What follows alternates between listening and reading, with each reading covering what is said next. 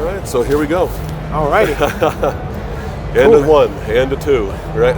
Yeah. So, oh no, I pulled it. I'm so sorry. No, hey, I'm keeping that in. That's awesome. Okay, no worries. All right, that is the beauty of live performance. Except we're not live, so I can edit this out if I need to. Nah, leave it. It'll be good. It'll be good. I just might, man. Cool. So hi everybody. Welcome back to John's Guitar Lounge Mobile here at the NAMM Show in 2024 NAMM Show. I am here with Darnell Cole, Big D. That's me, man. The coolest, most awesome guitar player who's playing blues and soul and funk, and you're like kind. A million packages all on like one you ship are so of kind. Music. You are so awesome. kind. I'm just a guy. Yeah, I play guitar and I try to, you know, I'm okay. I get around. You know? You're a lot better than okay. He's also very modest, way too modest. You see? No, but so you've done some amazing stuff. But for anybody out there who has not seen or heard Darnell play yet, which you got to be living under a rock, but if you haven't, I'm going to show a short little clip here of what he can do right now so you can see that.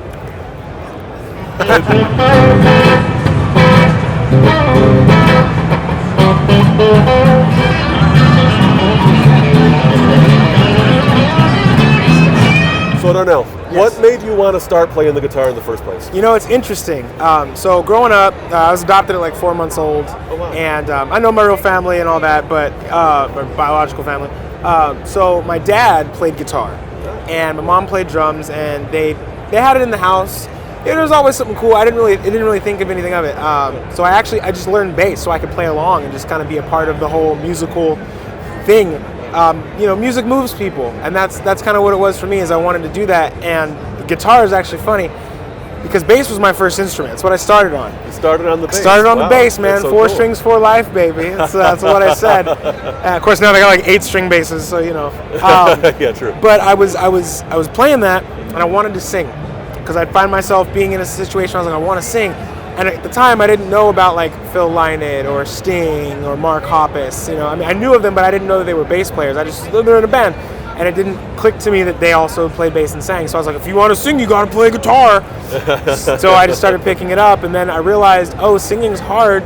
I'm gonna lean into playing guitar, and then you reach a level, and you're like, this is hard. I'm gonna lean into singing, and now I'm somewhere in between, and that's where we're at. Yeah. It's funny because a lot of people start on bass because they think it's easy, so to speak, but to be a really killer bass player and to really, you know, like just be in the pocket and have the groove. Well, that's the not thing. Easy to do. Well, that's the thing. You know, there's what I call regular people and what they hear, and then there's what musicians or aficionados hear, and the different nuances. And it's like with any career, with any any sort of thing that you do, whatever it is, your sphere that you encompass, right? If you're a car guy, there's going to be, you know, people that are like into cars, and there are people that are like into cars, you know. And like some people are like, no, there's a difference between a 57 Chevelle and a 58 Chevelle. It's these things, and they matter. And other people are like, it's a Chevelle, like, you know. So it's the same thing with bass. You know, a lot of people think, oh, it's just the bassist, and then like when you really realize the nuance and what it is bassists do for the music, they're pretty important. And so many famous riffs, the guitar player has been credited with playing that part, and it's actually the bass player. Well, I mean, even what's it called? A lot of the bottom end, the heaviness of guitar riffs. When you listen to like, oh, this is super rock sounding. A lot of times it's the bass that's helping do that. Absolutely right. So absolutely right. So when did you start on the guitar then? So I would have been like 14, 16.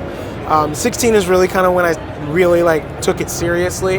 Okay. That and like senior year, but you know, it's always there was a girl, and I was like, I'm gonna do it. I'm gonna learn a song. It was that and busking. And I was like, I need to learn more songs to busk and do the thing.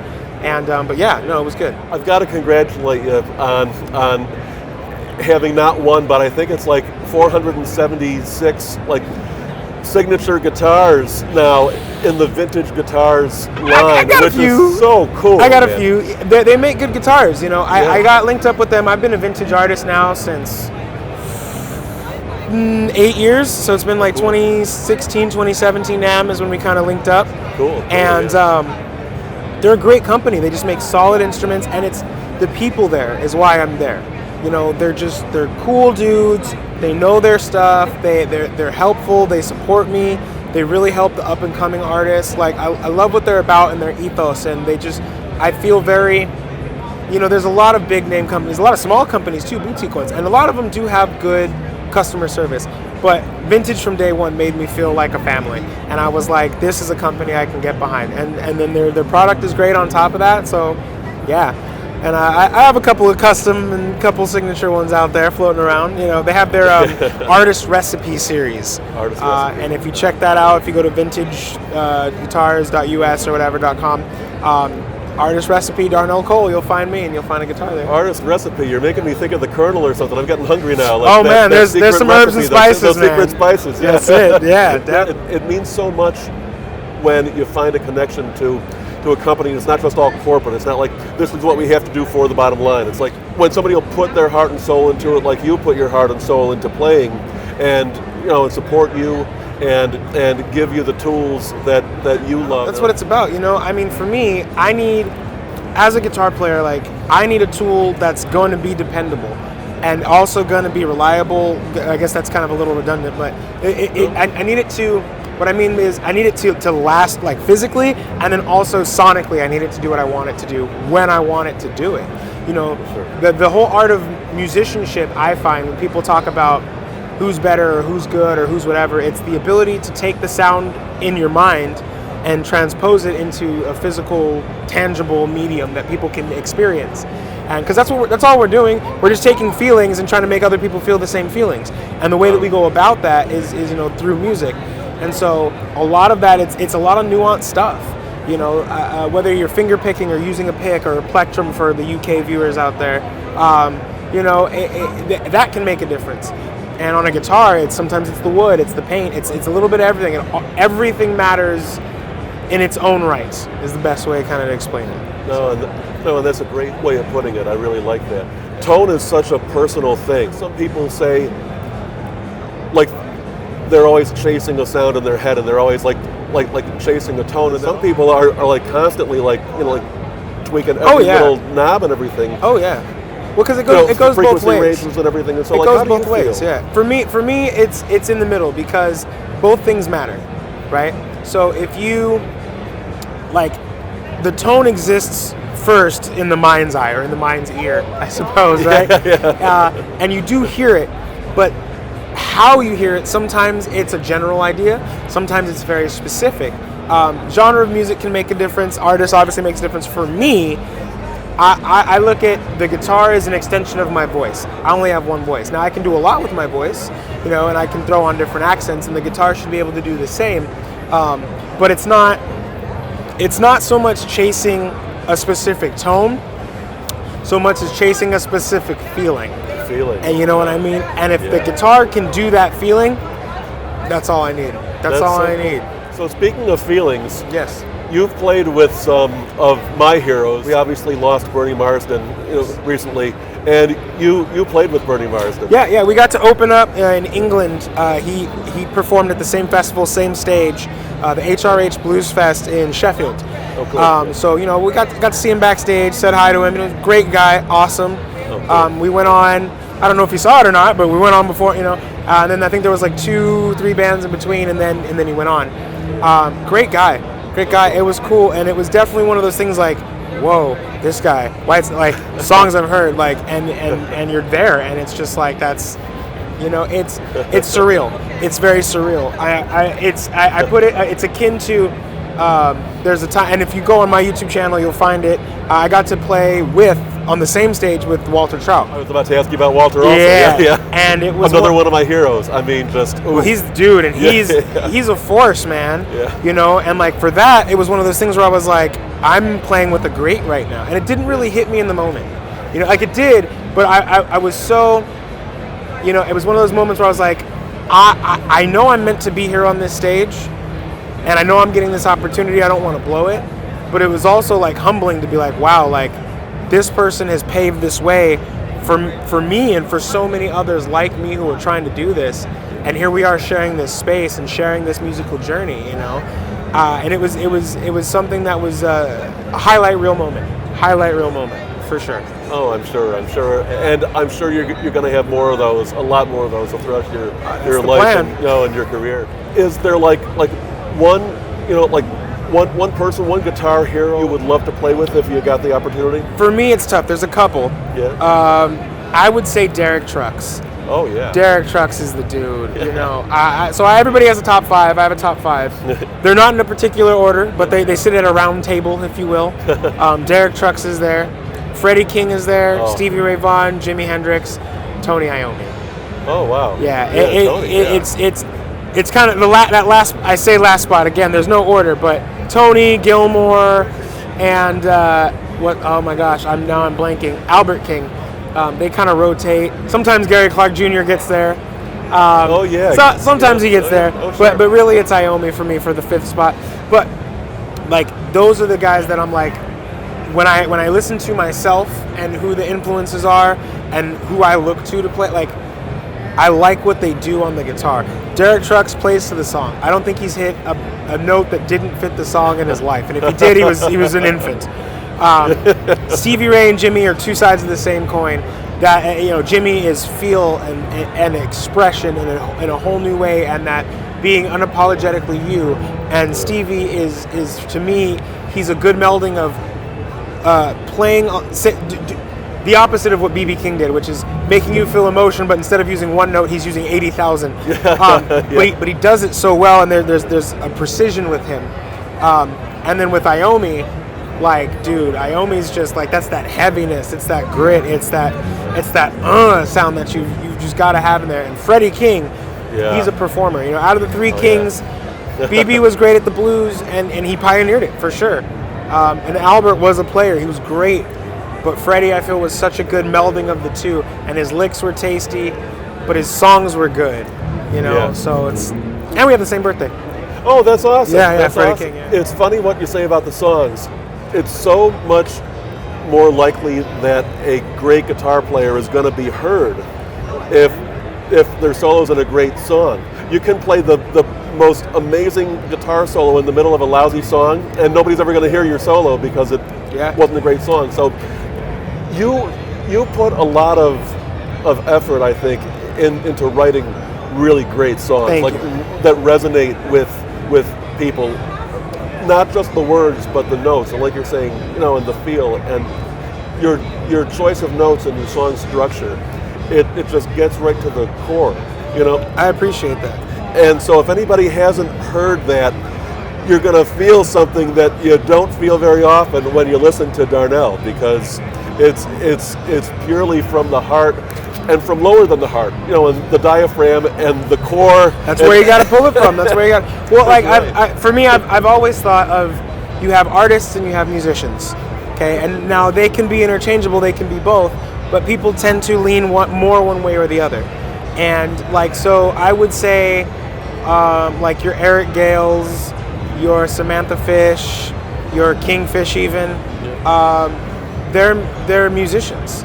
Right, and that's not to say they're not artists, and it's not a dig at who they are. They're amazing people. I've met some of them, and their music is great.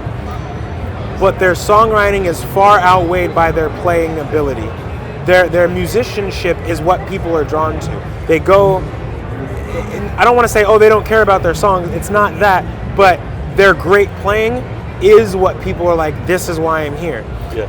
Then you have other people, who their songwriting is just like, that's why you're going to listen to them. They may not play, like Bob Dylan is one of them. And Bob Dylan, I mean, personally, I don't think he's the greatest musician in the world as far as playing ability or whatever, but his songs are so good and they'll move you.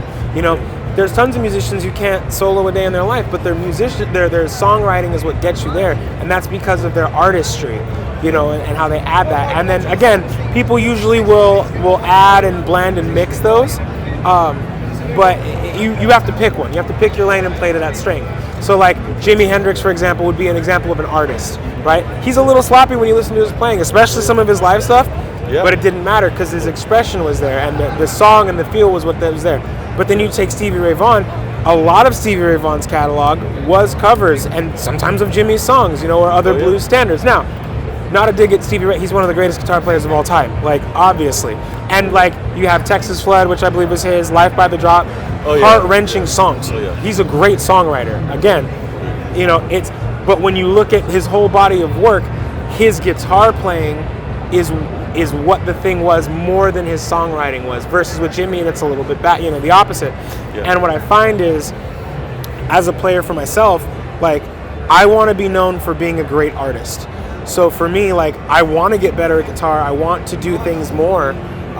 But I look at the whole package more so, because to me, that's what's good. You can move people both ways, but I feel like in being an artist, I think you get to a broader spectrum. You know, like Yngwie Malmsteen, phenomenal musician. Oh, yeah. One of the best, has a huge fan base. Not as known, and maybe not moving as many people as, say, like the Eagles. You know what I'm saying? Gotcha. Yeah. You know, yeah. or even I'm trying to think of someone else who's a little more relevant nowadays. Well, John Prine is a songwriter. Yes, you know what I'm saying? You know, like, but so it's one of those nobody things. wants to hear him try to do a blazing solo, because it ain't going to happen. It's not going to happen. His guitar player is not going to do it either, because that ain't going to happen, because it's not what his songwriting was about. But I mean, try to find somebody deeper than John Prine writing songs, and also that little bit of humor. And that's what it is. You know, it's finding that balance. And every musician that exists, you know, has to find that out for themselves and figure out where on that spectrum they lie. You know, and I think sometimes that's like when we start getting into those great debates of like this person or that person or who's the best, it's really like, well, what metric are you using? Oh, they can play faster? That's okay. Like, that doesn't matter. You know, music is an art, and in art there's not a better or best. It's just a preference, and it's where we are. You know, we're all painting the same picture using different materials. And it's not a competition, right? It's not. So many people think it's a competition. Yeah. I've got to play the fastest. I've got to play this. I've got to do that, right? It's all in this together. competitive, but something being competitive versus it being a competition is different, Yeah. right? Like, for people who are single, like, dating people is competitive, but it's not a competition. Like, you know, you're not against, you know, you're against yourself, if anything. That's your competition. For some of us, like me, for a long time, until I met my wife, even trying to find a date was I was in competition with myself. That's it. So That's I it. totally get where you're coming Yeah, from. man. I appreciate you being here so much. But before you go, I want to Yes. ask, you're going on tour Yes. in Europe, right? Yes. Will you tell everybody about that? Yeah. June 17th-ish to July 22nd-ish. We might extend it to August. We'll see. cool. Because sometimes I end up staying out there for months. But yeah, we got a big tour going along. We're going to announce it soon, officially, with like posters and stuff. But I can talk about this because this is great. We have a festival we're playing at called the Made of Stone Festival. It's in Maidstone, England. Some of the names on the bill are, you know, nobody big, just Wolfmother, Living Colour, Jared James Nichol, Oh, yeah. Mr. Big, Gun, you know. All my favorites. Yeah, you know. Basically. Yeah, bands that nobody's heard of, you know. Yeah. So I'm very excited, very blessed to be on that bill. So come out, come say hi. If you're there, get your tickets before it's sold out, and come to the stage and come see your boy. And that is so well deserved. I mean, you are right there with all of them, right Thank where you. you should be. I appreciate with that. all those killer players and killer musicians and killer artists. Check out all of Darnell's socials, you know, YouTube, Instagram, everything. We're gonna link them right here. Link them right. Yes, exactly. Check out his songs on Spotify. Buy his album. This guy is the real deal, and we're going to be seeing so much more. I can't wait to see what we see and hear from you next, Darnell. Got some good stuff. Maybe an album soon. Who knows? That would be great. Was that a little teaser? Oh, we'll have to see.